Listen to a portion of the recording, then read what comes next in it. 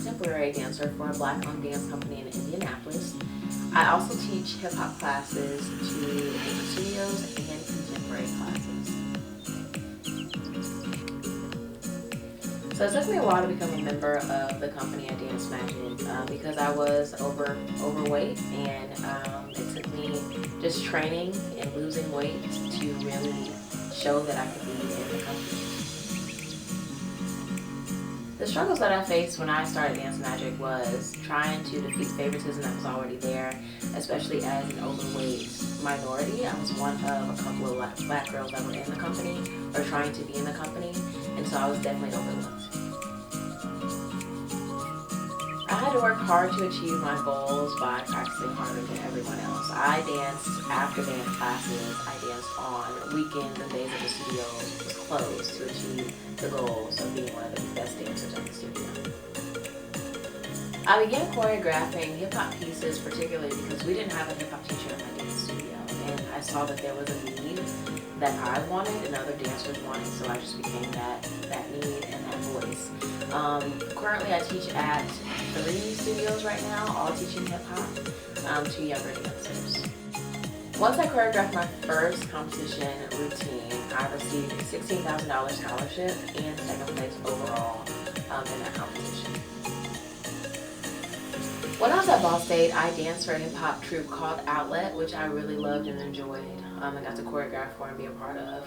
However, I was a dance major also in the theater and dance department, and I was one of 2 black dancers there, which I love, but it was a difficult journey.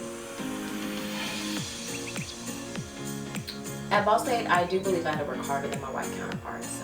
We did a musical called Swing, and there was only 2 roles for black dancers. And I was lucky enough to get one of them, but my white counterparts did not have to fight for that role. All the roles were given evenly. So I definitely had to fight harder at Ball State in the dance department. So I currently teach at 3 dance studios. One of them is Dance Magic, where I grew up. I teach their junior and elite hip hop. I teach at a studio called Turning Point, where I teach ballet and hip hop to all of their dancers. And I teach at Ibada, which is a black-owned dance company that mostly focuses on African, but I get the delight of teaching them hip hop every week as well. I've currently started teaching community classes to adults in beginner hip hop and advanced hip hop, just to build the Indianapolis community and their love for art and hip hop specifically. If you are an aspiring dancer, I would say don't get caught up on how you look. In the industry, they are always cast typing by looks, by weight, by all things, but don't get caught up on them.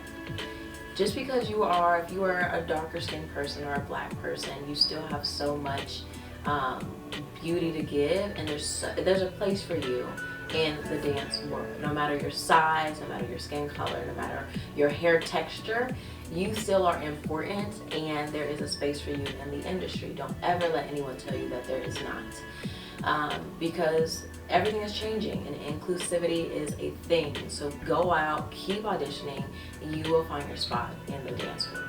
So if you can get into a dance class, one, it builds community, but also we are so wrapped up into the social media world where you can take classes online and can learn online, which is great to do when you're at home and you can't afford classes. But when you can afford classes, get into one. You'll meet so many great people, you can network, you can build a community, so you can feel okay to make mistakes and be confident to try new things and go to different classes.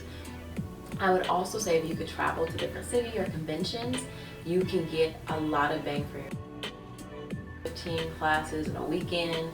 You get to meet people from other states and just build that community. It's so important. Community is so important.